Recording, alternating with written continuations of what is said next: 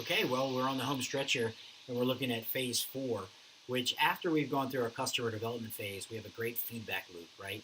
Most of the time, when you get to customer development, you're going to find out that you're not ready, that there are a certain number of customers that you thought that were going to want to buy your product who are not really engaged. You haven't struck the right chord, you don't have the right mix, and it goes all the way back to the original idea. And so, unfortunately, or fortunately, we go back to the beginning and we revalidate all of this.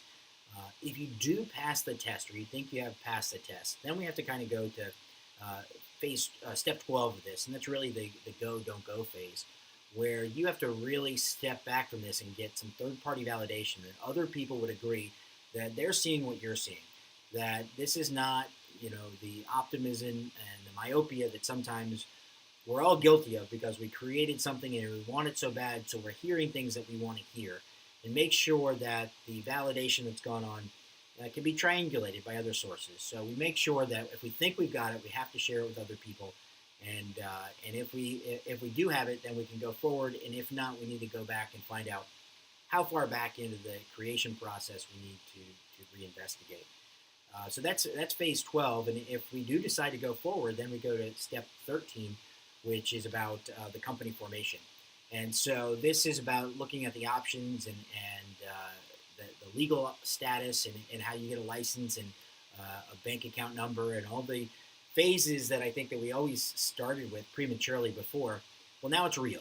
Now we've got something, and we need to protect yourself, and you need to identify and value each of the founders. If it's you, if it's just you, we still need to understand the legal entity that serves you best for your tax purposes.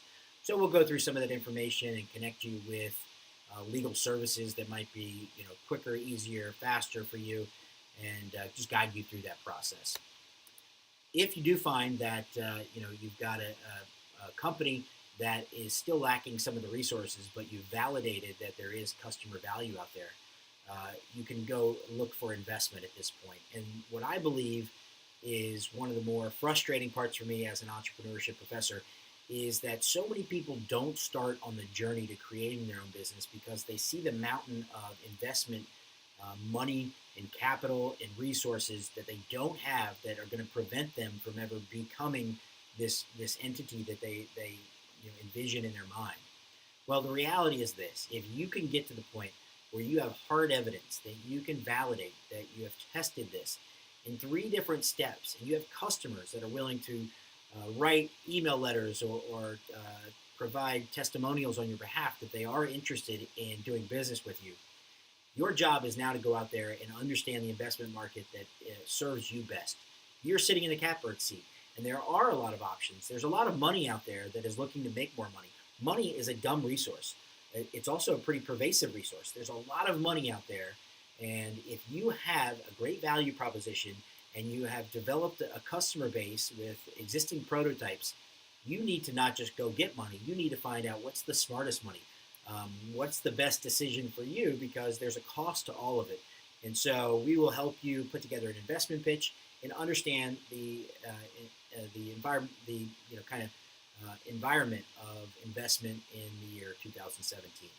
And then lastly, the final step is really to make sure that before you go any further, that you're ready to be in business. You've got your investment pitch ready. You're out there looking for the resources, capital, the team that you need.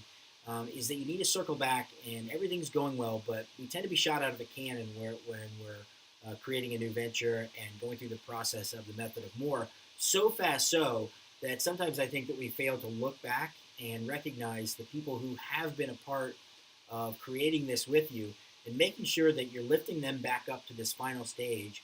And just like what I would do with you in 6 months to a year time, when my program becomes readily available to consumers, I would want to make sure that the people who started with this actually are benefiting from the value that I think that I created for them, that they are happy customers, that they recognize that they were part of a cohort to develop something, and that they feel like they're a part of a community. Because if you feel like that I've helped you do something really important in your life, you're going to be my greatest ally, and you're going to be my greatest spokesperson, and you're somebody that I want to thank for helping me get to this stage. So I think the last stage is really looking back and realizing the community you've built through vendors and customers and failed attempts and all the interaction you've had in the marketplace to really say, okay, look, we did it. We actually started out a long time ago. It was very raw.